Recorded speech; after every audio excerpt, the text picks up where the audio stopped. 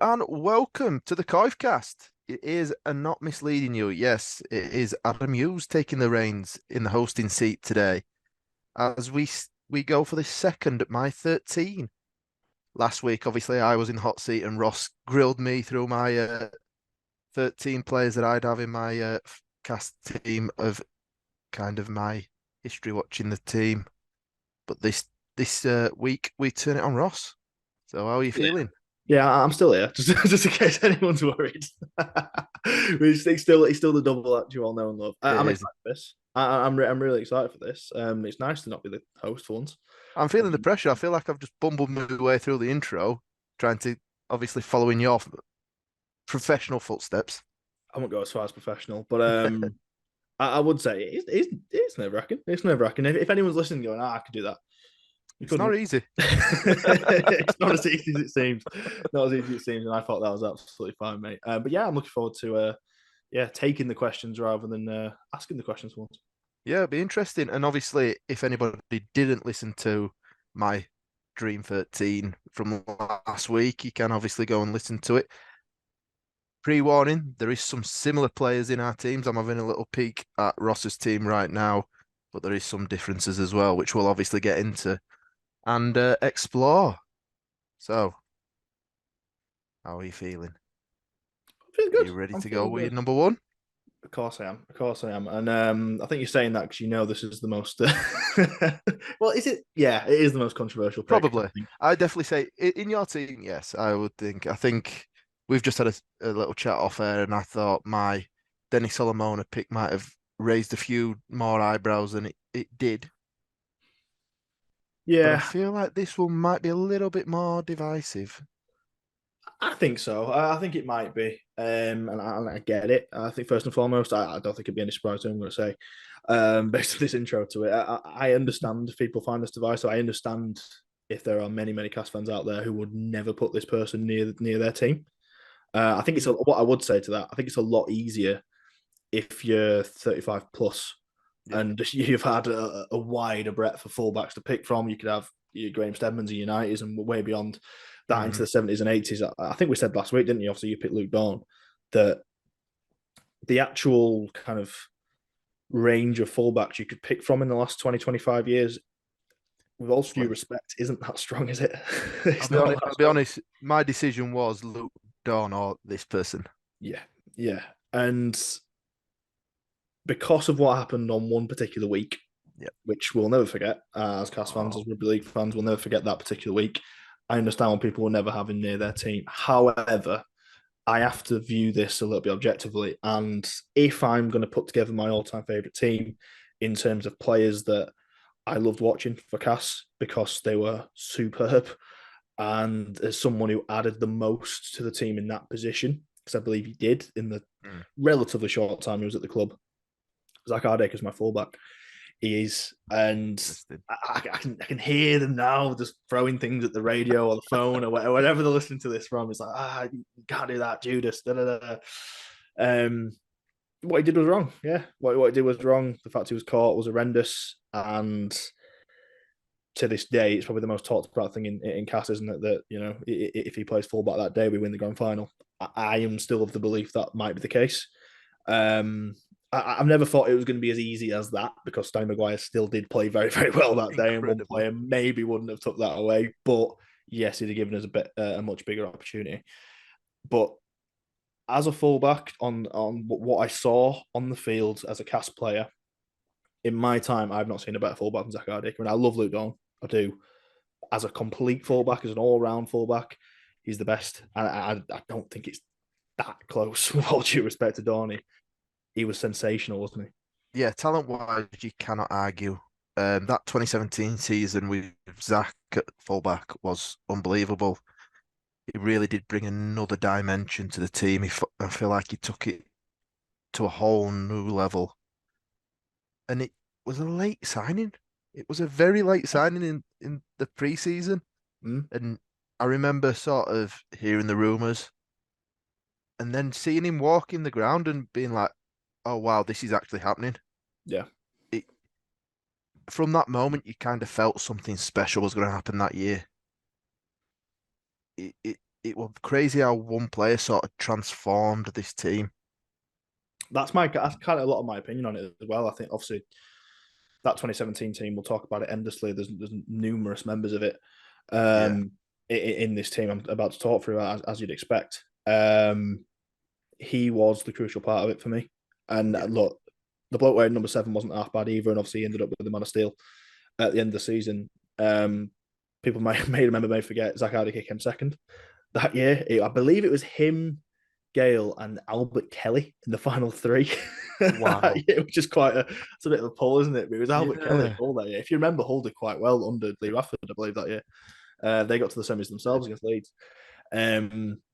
I've always thought Hardacre should have been Man of Steel that year, and definitely. I get it. I get it. Look, Gailey was superb, and it's not to take away from Gailey. Gailey is a very deserving Man of Steel, and to be honest, he'd have won Man of Steel many other seasons on that Yeah, performance. That's not to take away 100%. from Gailey. For me, Hardacre was our best player that year. He was, and like I say, I've only got that one season to go on, but I've never seen a performance at fullback as good as what he provided over 30 games. It was 30 Super League appearances or 30 appearances overall for Cass. I dug out a stat earlier on. As far back as the records go, based on Rugby League Project, which is a really great website you can check on for stats. It goes back as 1980, so that's a good 43 years to go at. And to be honest, I don't think anything will beat it beyond that. Even if we went back into the 70s and the 60s, as far as I can tell, Zach Hardacre has the best win percentage of any cast player who has ever played 30 plus games for the club. It's 83.3%. He won 25 of his Wow. 30 games. And yeah, he was part of a great team. He was, but as I say, he was crucial to that team and Oh, 100%. helped win an awful lot of those games. Scored some big tries. I mean, he scored the first try against St Helens in the semi-final inside the first couple of minutes. I think it was the first set. The try at Headingley. I always remember the try at Headingley Yeah, where he raced away inside the first 20 minutes, and there was that. We were there. I think we were working that day, and there was that yeah, we element were. of all the press was like, "Oh, it's his first time going back to Headingley. Would he be able to? Would he be able to deal with this? Would he be able to deal with the pressure of the South Stand? All this kind of stuff." And the first time he touches the ball, he goes 60 yards and just Yeah. beats Ash Handley and just like, Pressure handled. yeah, gives it to the cast fans in the Western Terrace. And it was like, wow, he's some player. He's some player. Yeah, Zach's my number one. I don't know if you've got further questions on it, but I Think it Zach's my sums it number up. one. Think you've summed that up perfectly about the amount of talent and just ability that lad had coming in 2017 and the difference that he made. But yeah, we'll move on. And this is where the similarities start in our two teams. It is. So It as we look is. to your number two, Yeah, I'm also going for the beast himself, the tank on the flank, whatever you want to call him. tank on the flank. I'm going Justin Carney in my team as far as the wingers I've seen. Just for context, I am similar to Adam, as I'm sure you'll know. I've been watching since about 2000. Well, I've been watching a little bit since before 2003, 2004, but I was very small. Can't really remember. Mm, So about 04, 05, pretty much where I start. In that time, Carney's a top two winger for me for many of the reasons we discussed in episode one. Just an absolute freak of nature, really. yeah, I've not really seen anything like him in his build. Had the pace to beat players, certainly over a short distance at the very least. But just pure power, pure physicality, and you put the ball in his hands, he's going to take three defenders wherever he's going. And it was usually over the try line, wasn't it? oh, absolutely. Maybe we waxed lyrical about him ragdolling Sam Tompkins last week. I mean, I'll not dwell on it too much, but it it were a common occurrence. Wasn't just an isolated incident to Mr. Tompkins. No. So he's just a incredible human being Yeah. Just, physically. just a Just wrecking ball, wasn't it's it? oh, it's the fact that he was that big but that fast. Yeah.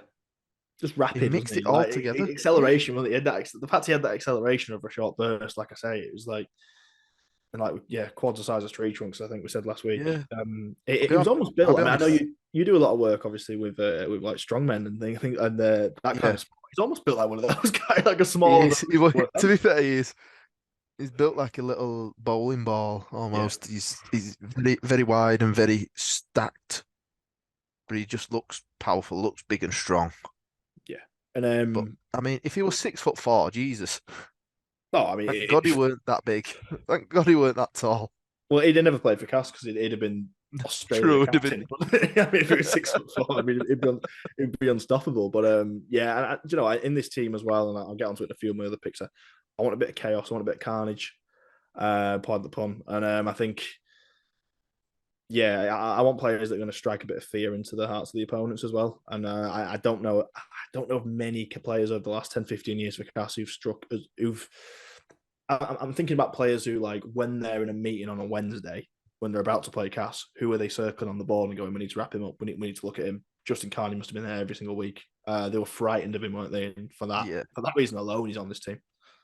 I think you've got a couple more of those players coming up Hope in so. this team. I'm looking at two names specifically. But you talked about chaos earlier, Mm.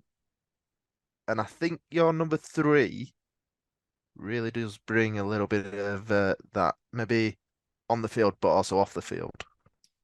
Bit of a curveball, number three. I'll admit it is a bit of a curveball because it's very difficult not to put Jake Webster in these centre spots as you did, Yeah, and he's such a safe pair of hands in that spot. And I think a lot of people watching rugby in our time would have Webster there as you did. It won't be any secret who the other centre is going to be. We'll get onto in a sec, but yeah, Webber was a very good shout. And I think we discussed last week that actually at the centre position, I literally had a look today through pretty much every single player who's made a debut since 2004, 2005, so seeing who I'd kind of missed. And Webber was right there as one of the very, very best. However, I am going to mix it up a little bit because this is my favourite team. It's not oh, necessarily the quote unquote best. It is my favourite team to watch. And my favourite players that kind of resonate with me, and we talk about moments and things like that, and yeah, what they kind of brought. I'm throwing Ryan McGoldrick in at centre. interesting. Chaos, as you said, just Definitely. chaos, a maverick, someone who, Yes. again, the opposition will have absolutely had on the board circled in the week, thinking, one, where's he going to play? Yeah. Two, What's he gonna do? what's he going to do? Is he going to throw an intercept to us? Probably, but he's probably going to score up the other end as well. Just a chaotic bloke, all told, really, Ryan McGoldrick. But he's one of those players who, in my kind of formative years, like growing up as a Cast fan, he's one of those players I remember more than anything. Yeah. Being a kid, being a young teenager, I suppose, and a little bit younger, supporting Cast. Ryan McGoldrick's one of those players. I think he joined in about 06, 07. Played for, I think, about 5, 6 years at the club. Played for A quite a while. stretch. Then went on to made a few appearances for Hull and Salford, but never really had much of a career afterwards. So he played well over 100 games at Cass and very much regarded as a Cass player. Yeah. Um, very, very talented. A very, Incredible. very talented dude, Ryan McGoldrick. Pretty physical as well. Um, I just loved him. I think we all did. Well, he was love hate to a certain Yeah. degree. He Very was a much. bit marmite. It was a bit marmite as a player, but when he was on it, and of course, when we're looking at these teams, we're imagining them at their best. Because of course we are, Yeah. and the very best versions of them. The very best version of Ryan McGoldrick was pretty damn good, wasn't he? Oh, he was talented. That's you cannot deny the amount of talent this lad had. It's just whether or not he'd turn up and kind of, as you say, perform, maybe not throw an intercept to the other team, Yeah, maybe not push the envelope just too far. But yeah, a man that can play in pretty much any position would put his hand up to play. What? Sure, I've seen him play fullback, centre, 6, 7, yeah. loose forward, 9, prop, second row. I looked today, and they've got him down for 23 appearances at centre, so that'll do me. I think that's just enough. You can That's fit him enough. in where I mean, I had a cheeky one last week where I put Milton at second row just to fit him Yeah, in and fit some other players in. yeah. Do you know what? There I was wouldn't one. say There you're was one. There was one I nearly threw in because he's a bit of a nostalgia picker, of course. And like I said, Webster would Webster be a quote unquote better option at centre? Yeah, of course he would. But yeah. it's a bit fun. It's a bit fun this ultimately as well. And Oh, there's two names I wanted to throw in. One of them I haven't because I had to go with one of the other, mainly because he made more sense to centre. So Ryan McGoldrick plays at centre. The other one I wanted to throw in again is like a really memorable player from my years watching Casper, Dean Widders. I really wanted yeah. to get Dino in there somewhere, who did also I play at centre yeah. somehow. He did. I've got a very good friend who absolutely adores Dean Widders, so I loved the fact that you've mentioned his name.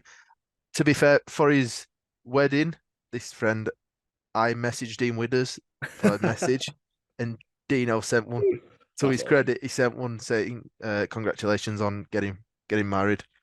So That's shout awesome. out Dean Widders, top lad. Absolutely, absolutely. Proper cult hero, I think is probably the Yes, category for him, isn't it? Proper fan favorite when he was there, and the Bradford intercept for me. yeah, Oh was it the outrageous dummy at Wakefield as well? yeah, Yeah, just some unbelievable tries and unbelievable moments. I mean, probably one of the most decorated and well-known players to ever play for Cast as well, based on what he did. I don't think it was. It's a weird one, isn't it? With Widders, I don't think people in Cast necessarily realised how no, famous he was when he not came at over. all. Like he's royalty, isn't he, Yeah, in Australian absolutely. rugby league? He's really highly thought of, and obviously now has gone into coaching. I know he's been doing some coaching of the women's game Yeah, as well. So and a massive driver of obviously what they've done with like now the, obviously the Indigenous All Stars is yeah, now just a thing, and that's just I mean the Indigenous round and all that kind of stuff a huge drive for all that stuff. So absolutely. some amazing things. So he's a proper honourable mention, really, Dean Winners Yeah, in this team. But yeah, Ryan McGoldrick. Funnily enough, and we've just recorded something, and we were talking around something to do with Diggerland, yeah, which is that kind of era of cast. yeah, yeah, And yeah, I think Ryan McGoldrick when I think yeah. that era, the Now you've said it. 2007, 2010, yeah, I agree. those Puma kits, yeah, Mm. Outrageous hairstyles. just an Oh, absolute maverick. And do you know what? I mean, we're looking at how I would line. Obviously, I'm not going to give it away yet, but we're now looking at how I'd line up this team. Look at that right edge. yeah, I did I spot it. mean, I, it's ludicrous, but like I don't know how you defend against it. no, I no. really don't. When I touch on the next player there, I we'll don't know talk how you about how. play with it. No, well, no, that's the other thing. It could go down in flames, but Yeah, we'll talk about that right edge once it's completed, I guess. yeah. So we'll go on to your number four, and I don't think it'll come as any surprise. No, Shenny's in there at 4. For many of the reasons we've discussed on episode 1, and I'm sure we'll discuss on future episodes because I'm sure it'll be in a Many, number of teams as well, particularly the people around our age. Yeah, anyone at the age of 30, if they don't have Shenny in this team, struggling. Unless they've yeah, watched a lot of videotapes, a lot of VHS tapes of the 80s and 90s and before that. I'm struggling not to put Shenny in. Credible professional, inspirational captain. And I know that's one that we probably didn't talk about last week, and that probably didn't come across to the fans as much. no, The fact he was an inspirational captain because he's generally quite a quiet bloke, or comes across that way. Um, you'll know obviously even better than me, but obviously I was around the change room a little bit around kind of 17 to 19. Incredibly well respected, and he's one of these huge. people who, from what I gather, I'm sure you'll confirm this. When he did speak, people listened, didn't they? Yeah, everybody shut up, everybody listened, and he really was that voice in the changing rooms.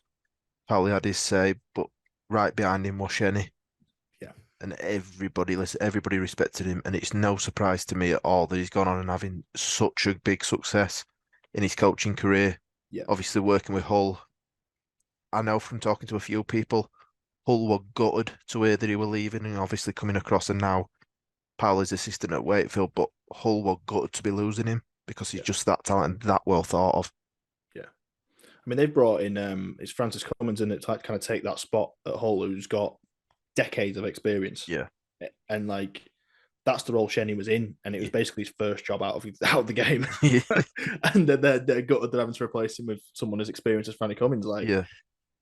yeah, just an unbelievable bloke. I've said the anecdote before about him helping me with my uni dissertation, which is just a mark of him, really. Just a really top bloke and an excellent player, and probably just not given the credit he deserved for the skill and athleticism, and I think particularly defensively. We talked about last week. He was an absolute brick wall in defense, Mm, but also scored 100 plus tries. So yeah. yeah, just a remarkable player, and you're hard pressed in terms of the Super League era to not have Shenny in a Oh, centre. I think. right. One of the first names on team sheet, I'm sure, for you as you were putting your team together like it was me last week. Yeah, well, I basically took your team and then just kind of took people out, which is the easiest way to. Yeah. But for the Just sake like of for the sake of what we're viewing on screen, which obviously you can't see, if you're listening, you might be able to see it later on on the episode if you're watching on YouTube. I might be able to throw it yeah, in there. But we've got like the 13 laid up in front of us. Yeah, Shenny didn't move. Just took my team and went wrong, wrong, wrong, wrong, and put your Different, own not players wrong. in. Different. But yeah, so we've got obviously Zach, Justin, Ryan McGoldrick, Michael Shenton. Round out your back five for us. I'm going Greg on the wing. I'm going Greg Greg Eden. Eden. With in the number 5 shirt on that left edge outside Shenny. Um, we've seen what he can do with the ball in his hand. His try scoring record is phenomenal. I think we've said before he's not quite a try a game. His ended cast not quite a try a game. He's only a few behind. But But still, I think what I've said before, if you took away the amount of games he played at fullback and yeah, standoff and yeah, whatever else he got thrown, yeah, um, it would be. if he'd have played every single game for Cass on the wing, he'd have had more than a try game for sure. His strike rate is phenomenal. Errors in him, yeah. Yeah, Throughout the early page of his career, loads of errors in him, and there was a time when I think as a fan you looked at him when Darryl Palmer's genuinely disliked this bloke. Who knows whether that was the case or not? But it was certainly a frustrating one, I think, if you were the coach. yeah, But you can't really argue against his record. And helps to Castle out, of course, as well, throwing him in there. And the fact he obviously pretty much started his career way back, went around the houses a little bit, OKR, ended up at Brisbane a little bit, scored in the World Cup Challenge, which is yeah, a mad memory. But yeah, since 17, obviously a huge part of that team. And I think obviously you had two wingers last week. You had Denny in there. yeah. I think we said last week you're pretty much picking 2 from 3, It's two from really. three. It really is, especially this era of when obviously we've been watching. There's three very talented guys in there, and I think I mentioned it last week that Greg was unlucky to miss out on my team. Yeah, I think you've got Um, 3 that are great, and then you've got a few that are kind of very yeah, good. And like I think we mentioned like Kirk Dixon. yeah, You can make cases for players like Jai Hitchcock who had a great yeah, year, a few good great years, and players like that. And going way back, you could argue for the sake of this team, you can pretty much make it whatever you want. So if you literally want it to be, even if they only played one really good game, but like right, him in that game, you can. yeah. Mike Early Wainwright. Richie Owen was unbelievable. Mike You could Wainwright. Mike Wainwright, yeah. Wait, I mean, probably one of the earliest ones I can possibly remember is Wayne Price. You can throw Wayne Yeah, Price in yeah, there. There's been a few very, very good ones, but for me, yeah. 3 great The ones. greats. Yeah. Denny Solomona, Justin Carney, Greg Eden are basically 1A, 1B, 1C, I would say, in the sort of last 20 years of Cast Tigers history. Yeah, yeah, and Eden takes my 5 shirt. Like I say, he'd be outside Shenton in this team, and looking at this team in front of me, he'd score 30 tries easily. Simple as that. In a full season, is there many other people you'd bet against scoring 30 tries if you played a full year? No, but I think he's a definite. Yeah, That makes sense. Yeah, that's true. 100% guaranteed he's scoring. Yeah, Don't get me wrong, Carney put him on the left edge, he might score 40, but I think if Eden plays, the thing is, I think if Eden plays 20 games in this season with this team, he's scoring 30. yeah, He just is. Simple as that. talented. So that's your back line. Let's get straight into your halfbacks then. So your number 6. With all due respect to your Jamie Ellis's and your Liam Finns and Ben Roberts, very, very good player. Danny Orr, you can throw in there. I know you were 7, but Yeah. certainly throw him in there as a halfback. Corey asked, no. Tom Holmes.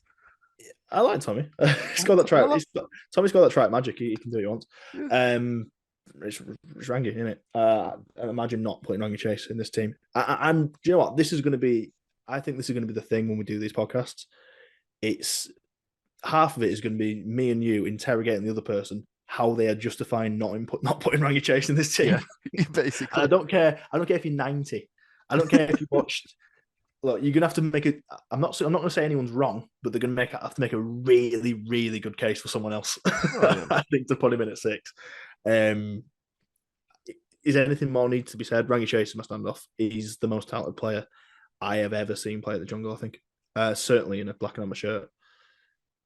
Had it all. Flawed genius, as we said last week, but pure talent, pure entertainment value. If I could bring any one of these players in front of me back at their best to play in February for Cass at 25, whatever, it's him, 100%. Hard to argue. Yeah. Absolute talent, such a talented player. And just for anybody who's listening that's keeping track of Ross's right edge, that's Justin Carney on the wing, Ryan McGoldrick at centre, Rangy Chase at 6. Tell me Sky Sports don't want that every single week. There's one more player to put onto that right edge, and God, he's a good one. Yeah, he's going to contribute, isn't he? In a big way, Just teasing that one out for everybody. But yeah, so tell me you're not getting record viewing figures on a Friday night if you're putting that out every week. That's what I'm saying. Like, you don't know which way it's going to go. It could be chaos, but you're going to score some tries. You're going to create some moments, are you? It's good viewing for sure. Yeah. So Rangy Chase straight in there as your number 6. Partnering him in the halfbacks is somebody that it shouldn't really be a surprise. No, I don't think so. I have gone Luke Gale. I think as you said last week, it's one of those where you're trying to rack your brain. You're trying to rack your brain like, who I missed, and I know you made a strong case for Danny Brough last week. Yep. I would agree with probably the best 7 I saw as a very young Cass fan. Yeah. Obviously in quite a short period of time. I remember obviously the drop goal against Leeds at home where we wore the quartered shirt, the classic quartered shirt, which is an absolute banger, by the way. Wow. We've got a podcast coming in the next few weeks with Steve McNichol at Cass Rugby shirts. That's one I want to bring up to him because I was like, why don't we do that more? That's a really, really good shirt. But I digress. Danny Brough was fantastic. We saw him in the Massey's testimonial for the All-Star game a few weeks ago. Still pretty good, you know. Could still do a job for somebody. Still pretty good. They've still got the kicking game. Still so you can make a case for Bruffy. As I said, Danny Orr, you can make a case. I think obviously a brilliant scrum half for Cass. But I think over the course of what I've seen to play in terms of playing at a very, very high level, in terms of nerves of steel, in terms of leadership as well, although he was captain for a little bit, but not officially captain, I guess. Luke Gale 7. I think that there's moments he created that would have him in these teams for decades to come. I think the drop goal is the obvious one. We talked last week, the penalty kick to take us to Golden Point in the semi-final was just as important. Those drop kicks at Wakefield that year. Was it that year? He certainly kicked drop goals at Wakefield anyway. In big moments. I mean, the fact he came back from appendicitis, didn't he? I mean, to be honest, that's the moment where it springs to mind. When he came back from appendicitis, scores the try, and then does the McGregor strut into the corner. Did he lift his top up, and on his bandages did it say "man's not hot"? Yeah, not as fond of that, but I think the strut did it for me. I think that was good. I think trying to hit him up. That's one of those kind of popular culture moment that maybe wasn't as big as we thought. It's not what's gonna. If you've got to explain it in a few years' time, it's probably not that great. But what did he mean by "man's not hot"? Exactly. Just move on quickly. Yeah. But no, that was a moment in itself, and I think we talked last week the banana kick basically for Minikin's try that season, just a moment machine really, and such a crucial part of that 2017 team as well. And the fact obviously it came from London, came from Bradford. In the end, when they went down, and it was a bargain. Well, not even a buy. I guess it was just a bargain pickup really, and we gave him a chance. And within a year, he's knocking on the door of an England team selection. Obviously, ends up playing in a World Cup final off the back of that. I mean, that's another thing as well, isn't it? How many players have played in the World Cup final while playing for Cass? I mean, certainly not this generation. Beyond Luke Gale, and I don't know if anyone else did make that team. I don't think they did. That's a moment in itself and a place in Cass history, isn't it? I'm sure it'll happen in the 80s and 90s and beforehand, but huge. And Gale's my 7. He deserves it. It's as simple as that. Yeah, a man that was very much written off when Bradford went down, very much cast aside. Probably had a few doubters, probably a few people questioned when we picked him up. Yeah. But as you say, definitely turned into an absolute diamond of a find. Yeah, 100%. And straight into your team as the number 7.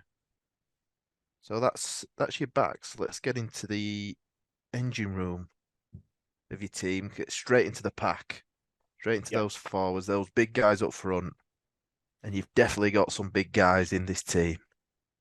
I've gone So for big. I've gone for size. Yeah. Do you know what? Like I said, I'm looking at my team and I like my backs. I think my forwards is where I'm winning games. To be honest, oh, like I said, I've got a bit of unpredictability in my backs. Don't get me wrong. There's a few errors knocking around in there, but I think my forward pack will be incredibly hard to beat. I really do. I'm liking this a lot. Certainly, all these players at the best. Number 8, I'm going Andy Lynch. interesting. Yeah, probably a little bit Very too good. young to remember him the first time around.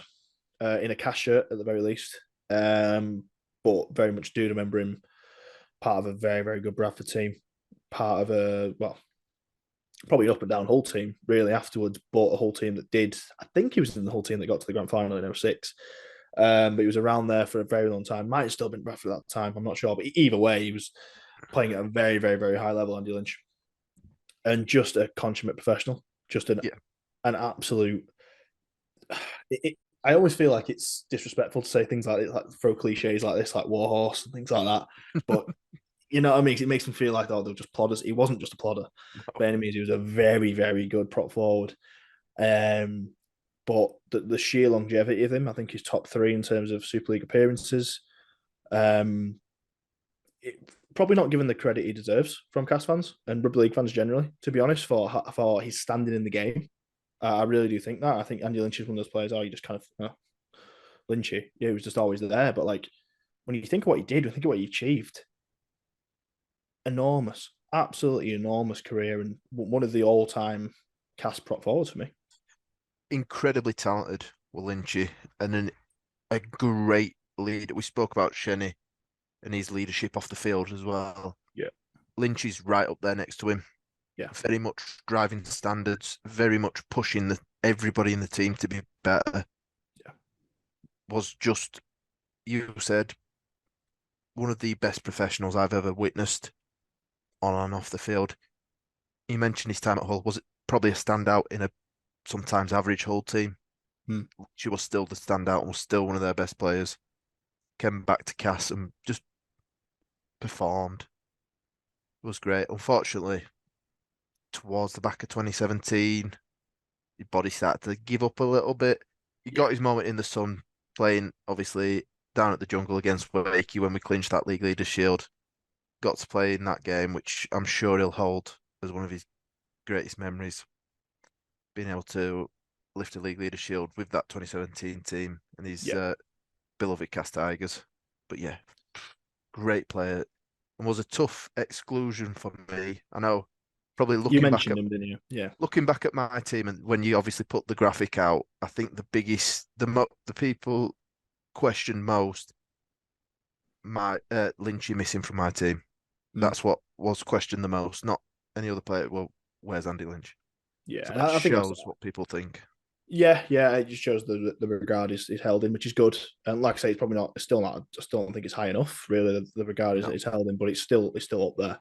And yeah, I mean the fact, like I said, I mean 2017, yeah, he probably did just kind of hit that wall towards the end, but 2016 is phenomenal, and that's unbelievable. that's right towards the back end of his career. That so Yeah, 20 to be playing at such a high level in 2003, 2004, to still be playing at that incredibly high level in 2016 when you've got your Alex Lawrences of the world and these massive humans who were a fair bit bigger than they were so 13 years big. previous. Young lads, you know what I mean, running at you every week, and he was still up there, one of the best props of the league. Is just incredible longevity. And we're talking about his No, professionalism. You can tell he's so professional because of the fact he was there, the fact he mm, was still around, the fact he was still leading from the front at that time. He's just an absolute mark of the man. So yeah, I know he's lived in Australia now, and he's one of those people. If he ever were to come back to the area or anything like that, he'd be welcomed with open arms. I think it goes without saying it absolutely in Cass Andy Lynch. perfect. So that's your first member of your forward pack. Obviously, you'll have had the dilemma that I had last week when thinking about number nines, thinking about who's going to be hooker. Two great Man of Steel winners. Which way have you gone? I've gone the other way. Oh, I know. And again, I'm kind of looking at these players as the very best versions of themselves, and I think yeah, that's the way to view it. Um, or at least in their time in the cast shirt. And Mac is sensational. Don't get me wrong. He's had a man of steel, as you say. I'm very very happy as the captain of our club, and since he came in 2015ish, he's been phenomenal. He's been Mhm. phenomenal for the team. And for me though, what Daryl Clark did in 2014 as a 21-year-old, I want to say, if even that, A baby, basically. it was. I mean, who else has won the Young Player of the Year and the Man of Steel in the same in the same season? I mean, It's a big that's achievement. it's quite something. I mean, the closest anyone must have got. I mean, I don't know. Has anyone that young even been close? Have they won Man of Steel? I don't know. Don't think Tompkins was young enough won it at that age. He's, I think he is the youngest winner, or he's got to be close to the youngest. Maybe Roby way back because he was still understudy to Cunningham at the time when he won it. But I mean, that's the mark of him anyway. Obviously, Darrell Clark is literally the player who's now replacing James Roby Yeah. at St Helens in his current team. But yeah, what does Clark manage to do as a young kid essentially to come into that? Obviously, he played a little bit beforehand, but what he did in 2014 as part of probably a very good, again, very good, not great cast team. Obviously, they got to the Challenge Cup final. It was the first cast team we were like, oh, we might have something here, but I don't think they were quite at the level of 2017. But he was phenomenal. He was phenomenal. And again, when we talk about players who opposition are scared of, they Yeah. were certainly putting a circle around Daz Clark's name. He coming Oh, off the bench, obviously Ads Milne start of the game. Darrell Clark had come on after 20 minutes alongside probably the two blokes alongside him in this team, to yeah. be fair. And we make a triple or a quadruple substitution after 20 minutes, and teams must be going, Jesus Christ, we've got to do 20 minutes against these now. Because you had these big fellas either side of him, but Daz Clark was just absolutely electric from the play of the ball. So much pace, so much guile, and yeah, it is the most surprising player, I think, when it comes to. I can't believe he never played in the NRL. Yeah. It seemed nailed on, didn't it? From when we saw him probably like in 2012, 2013, Yeah. he looked the most obvious NRL player, at least someone who'd have a stab. Maybe not be successful, but at least have a stab. It's incredible he never went over there, isn't it, really? It's especially in a time where certain players were going over, like obviously Mm. Josh Hodgson went over in a very similar time, Elliot Whitehead, obviously Burgess a little bit before, I believe. Yeah. It was this kind of the start of this new generation of English players going over to Australia Mm. and it just giving it a go to kind of the Australian teams cherry picking the best players out of Super League. Yeah. How does Clark, as you say, never got that opportunity or never went on to take that opportunity, whether it was his choice or the clubs over in the NRL, we'll probably never know. Mm. He's quite interesting and just strange. Yeah. Yeah. Yeah. And obviously, it was a shame we let him go. Yeah, I think it was probably one of those where the pound signs just made too much sense and we couldn't not. yeah, Really, unfortunately, he's a player we'd have loved to keep kept around as a player later on. I know we discussed it last week in the sense we'd have loved to kept him around as a young kid and watch him blossom as a cast player. Daz Clark's absolutely one of those players. Would be the same. It was a sad day when he left, but yeah, it's a weird one because he's almost had a. I don't want to say Daz Clark's had a disappointing career because that's unfair. That's really really unfair because he's won things and he's been an excellent player. And like I say, he's literally going in St Helens now as the successor to probably the greatest hooker we've ever had in the British game in James Roberts. It's unfair to say he's still maybe not had the career he could have had for whatever reason. I can't really put my finger on it. I feel like he's better than the career he's had. Does that make sense? yeah, absolutely. I know what you mean. He seemed to have some really good years at Warrington, Mm. but I also feel like he's had some mediocre ones as well. Could be the team around him. Don't get me wrong. It could be Yeah, that he's always their year, but and all that. But maybe he's just been hit by the curse, I suppose. But yeah, it just feels like there's just maybe it's to come. Maybe it's to come at St Helens. Don't be wrong, but he's not really had that kind of crowning glory, has he? no, and I mean he's still only 30, Still which time, but if he plays till like Roby did, he's still got another decade nearly ahead of him. yeah, It yeah. just It's mad to think that's the thing. Because I assume he's 33, 34. yeah, you Because he's think been he's around older that than long. But 30? Jesus. Wow. So yeah, on that revelation, Daryl Clark goes into the team in the number 9 position, Yeah. just beating out Paul McShane. Yeah. Number 10. I'm going to go for a player you had in the back row last week because I've got other ideas for that back row.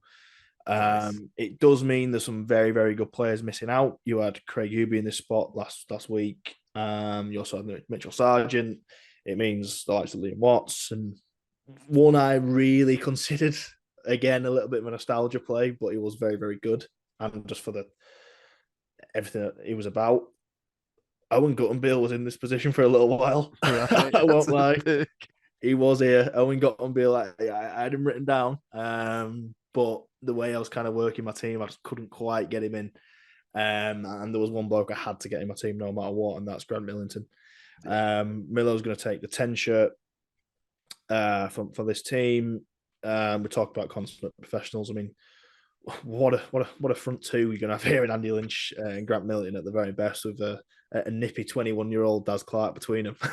It's not going to do bad, is it? Not at Uh, all. yeah, it's an incredibly talented player. Hard as nails. I mean, we waxed lyrical about him last week. We could do it every single week, No, to be easily. honest. But yeah, and a genuine consideration for the greatest overseas import we've ever had. Oh, Um, easily. Milo's in at 10 for me. Goes without saying, you had to get him in this team. I think he'll be a player that we talk about Shenny being a team that's probably going to transcend generations when we do these with other people. Yeah, I feel like Milo's going to be right up there as well yeah. when we come in to talk to other people who have watched Cast Tigers for longer than we have. I wouldn't be surprised to see Milo in quite a few of those teams as well. Yeah, I don't think it's going to be any surprise if people have got front rows of Milton and Lee Crooks or Milton and Dean Sampson and things Yeah, like that, and him being very much the equal yeah, or even beyond some of those players. And he fits into, as far as I'm concerned. I mean, it's easy for me to say having not watched a lot of these older players, but for me, he fits into any team of this generation. As we say, there's players in this team who probably don't. yeah. That's the point of this, isn't it? Like I say, we're getting Steve on next, who's watched a fair chunk more cast rugby than we have. So I don't think Ryan McGoldrick will be in his team, for example. There'll be a fair few of these that miss out, but that's the point of it, isn't it? Yeah, His nostalgia is very different to mine. But Milo is one of those players. I think Milo, of the players we've talked about already, Milo, Rangi, Shenny are yeah, probably the three where you consider it. I think across the generations, I guess. absolutely. So your front row is Andy Lynch and Grant Milton in prop position, and sandwiched between those, Daryl Clark, which I feel like is extremely scary for any team to potentially come up against. I I feel think so. like if you're circling players to watch and to kind of look at in meetings during the week, look no further than that starting front row. Yeah, I was going to say, unfortunately, there's going to be a lot of circles on this board, isn't Yeah, there? We've that circled poor all of them board. so far. But yeah, let's get straight into your back row then. Obviously, you've got 3 more players to go and 3 great players coming up. Should we start with your number 11? Yeah, this is one I've copied you on. I couldn't really find someone I could justify above him, to be honest, which is credit to him. Absolutely. I'm going Ollie Holmes. I'm going Oggy in the 11 spot. I think you need that kind of grinder in this kind of team. It's quite flamboyant as a team, I think, overall, and I think the bloke next to him, I think you could argue that as well in a way. You need someone who's going to go through the dirty work in this side and really kind of get through that tackle really well, be an absolute just brick wall in terms of defence, but also give it a little bit of spark as well, which I know you talked about last week. He did have, he had that little bit of burst of pace where he absolutely could break a line as well, and played an awful lot of games for Cass. If he did not have a few injuries, he'd have played an awful lot more as well. It's a shame to see him in other colours. It's weird to see him in leopard print. It was weird to see him at Warrington. But yeah, Oggy Holmes is one of the consummate cast players of his last 20, 25 years. And I've got to throw him in. I think honourable mentions. One I really considered, but I remember him being really, really good. And again, it's one of those kind of nostalgia plays, but I just didn't have enough on him. Willie Manu was a Yeah. very, very good back rower for Cass around the time. I remember him scoring a try.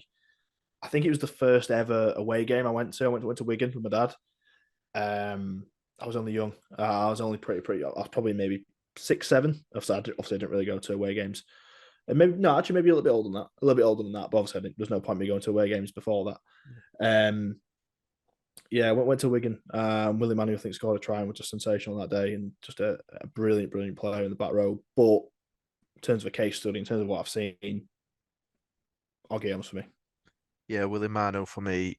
I remember him at Cass, but I believe it was just the one season. So He was more known for Hull, I guess. yeah, Yeah. Hull FC, and then obviously had a stint at St Helens as well, I believe.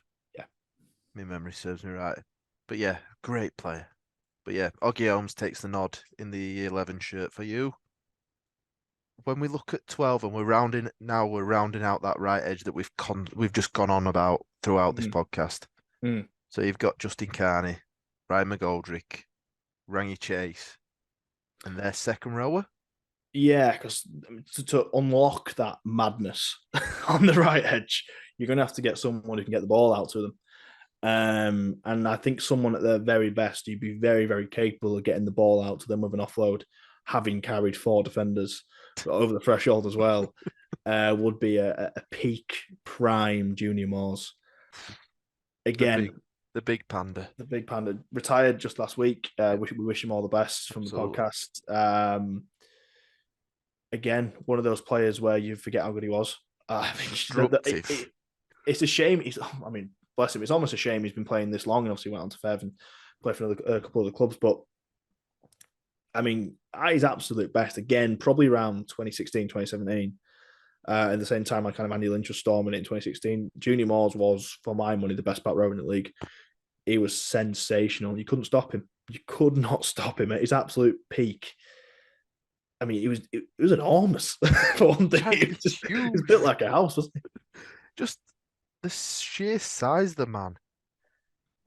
Just walking around sort of training. I was stood there thinking, how are blokes that are trained and paid to play professional rugby stopping this man? Yeah. It's just didn't compute to me because he was just that big, that strong. That 2017 season, unstoppable. Yeah. Absolutely unstoppable. And he obviously came over from the NRL, had probably one of the biggest pedigrees, sort of joined the same time as Ben Roberts. And those two were quite well thought of over in Australia. Have obviously played a lot of games already before they came over to Cass. So I had a bit of a wrap around him, kind of surrounded him anyway. But to see the performances he put in a Cass shirt, incredible player. Yeah. Incredible bloke.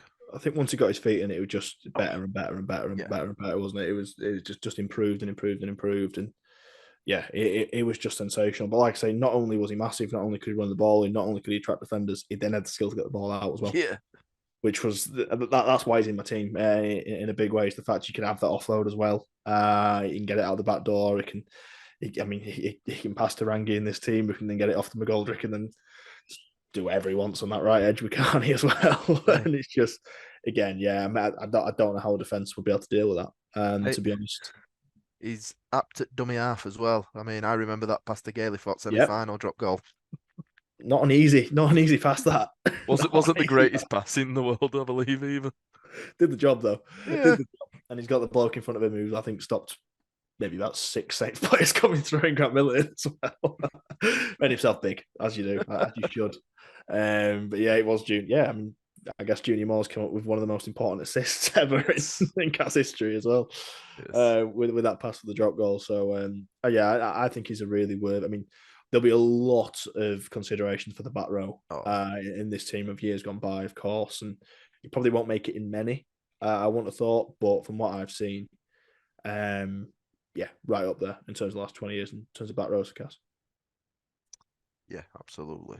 So we come to your final pick and to round out your 13. Like, I think it's quite an easy one. I think it's quite an easy one on the back of, again, maybe it says a lot about the teams we've had over the last 20-25 year when there hasn't been that many top teams, if we're being brutally honest with ourselves. There's obviously one, well, there's two probably in the Powell era. which were very, very good. If we talk about obviously that 2017 to kind of 2016 to 2018, do you want to say that team? And then obviously the team that got to the cup final in 2014. Beyond that, in our time watching cast, there's two relegations in there. There's a couple of sides that aren't all that great, and if we're being brutally honest, the current side isn't all that great either. So in terms of loose forward, which is one of the crucial positions on the field, have we had a whole host of superstars in the last 20, 25 years? No, we've not. We've had some good players in the position. And I think this lad's the pick of the bunch in Joe Westerman. That's what I'm going to go for. But in terms of who else is available, I think the honourable mention would have to be Adam Milner, wouldn't it? Really? In terms of the time he did at 13, obviously in 17 again. He was excellent at 13 that year. He was very, very good. That semi-final, I think he got man of the match in the semi-final against St. Helens, or he should have done at the very least. I don't know if they just give it Gailey just because of what he did, but Adam Milner was, Adam Milner was the man of the match for my money in the semi-final against Saints. He was excellent that year, and obviously he got a few calls for the NRL supposedly, and obviously ended up playing for England a year later as well, that Test series against New Zealand. Yeah, in terms of what I've seen, I was a bit too late for Vowles. It's one of them, innit? Yeah. I'm a little bit too late for Adrian Vowles. I know that makes people feel a bit old, but I can't really remember Adrian Vowles playing for Cass. The only time I'll have seen him while I had a functioning brain really would have been when he came back in about 2005 when we were in the Championship and played 5-6 games, I think, towards the back end of his career. And I can't really base it off that, to be honest. I think FIFA Brad Davis kicking around that time as well. We've got the band back together again. Don't really remember them in their prime. So, Joe Westman's in at 13. I've made a lot of excuses almost why West is in there. I don't want that to be disrespectful to him because he's an excellent player in his own right. And as you say, he's been by far our best player of the last 2 seasons. Will probably continue to be one of our best players this season.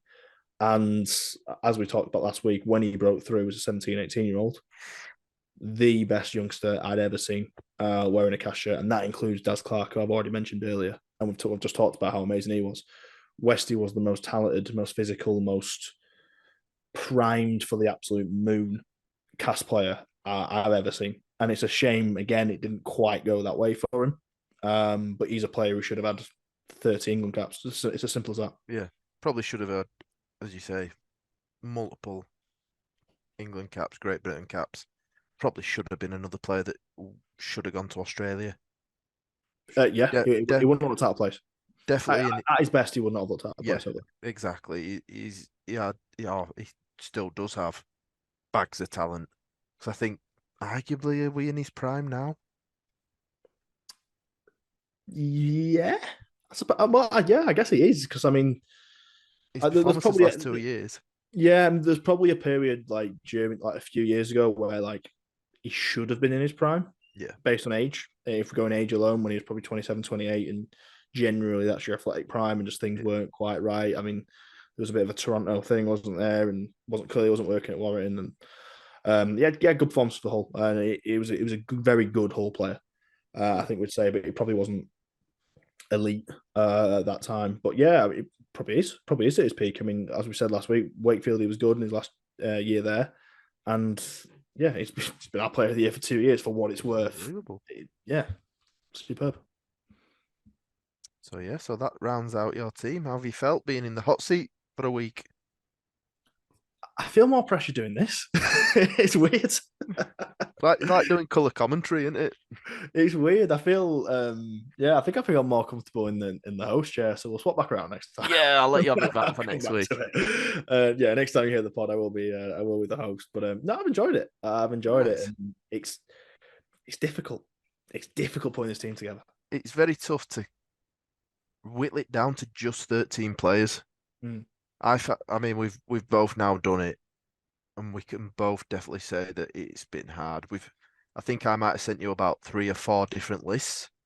Yeah, and this 13 has changed multiple times today before I've got to the podcast, and I've thrown a little nuance in mine, obviously, in terms of that kind of right edge dynamic that I wanted, and I did want it to be a bit exciting, really, this team. But it's a hell of a team, regardless. Regardless of the little nuance I've given myself, it's still sensational, I think. Oh, it's an incredible team. So I'll run you through Ross Williams's 13. So at fullback in the number one shirt is Zach Hardacre. Number 2, Justin Carney. Number 3, a big pick from Ross and a big nostalgia pick, bit of a maverick, is Ryan McGoldrick. The ever reliable Michael Shenton in the number 4 shirt with a try scoring machine, Greg Eden in the number 5. You've got probably the easiest pick for people from our generation in the halves, Rangy Chase at 6, Luke Gale at 7. And then he's got a monster front row with Andy Lynch in the 8 shirt, Darrell Clark at number 9, and Grant Millington at 10. The ever reliable, again, just unbelievable Oliver Holmes in the 11 shirt, the man mount in the big panda, Junior Moores in the 12, and then the current 2-time reigning Casper Tigers Player of the Year, Joe Westerman in the 13. Win some Quite a games. team. Quite Quite win a some team. games, that. Yeah. You've got the reliability of that left edge with Shenny and Oggy. You've got the absolute unpredictability of Ryan McGoldrick, Rangy Chase on the right edge. You got the solid, just 8 out of 10s every week from Lynchy and Millo. And You've not I done a think as bad well, job. I think one of the crucial things as well is that I don't mind the craziness of the right edge, because for my money as well, we've got the best defensive fullback we've had in Yeah, 30 years behind them as well, so that you can kind of sweep. If there is a few mistakes in there, you've got a player more than capable in Zach to sweep it up absolutely. while coming into the line himself, of course, as well. So Incredible. I'm the more I look at it, the more I'm happy. The more It's I'm a happy. it's a good mix and it's an interesting mix for sure. And I think it shows people coming onto the podcast what they can do as well in terms of a team. You can throw a couple. We want you to throw a couple of curveballs Yeah. in there. We want to hear about your favorite players and the players who make you when you think about to a certain generation or a certain era, who jumps out at you. Who is the bloke who used to ride around in a Harley Davidson everywhere? Who is that for you? Because that's something that sticks with me as a young lad growing up through Cass, and he's in this team for that reason and many others, not Yeah. least the fact he was a very, very good rugby league player. Yeah, so you're the host today. You can sign us Yeah. off. So now you've heard Ross's 13. If you do hear this and head over to the COYFCast socials, let us hear your teams. We might be picking a few. We might be getting you on to have a little bit of a conversation and run you through your teams. But get on the social media, get your teams down in the comments. We can have a nice chat about them. It's been nice to see a few people bobbing theirs in response to my 13 and the first episode. So I'm sure there'll be quite a few more doing it for episode 2. But thank you for taking the time out taking the time out to listen. See, it's hard doing this hosting job. See? Definitely having it back next week. But I've been Adam Hughes. Our guest this week has been Ross Williams. I've enjoyed it. As always, Coif.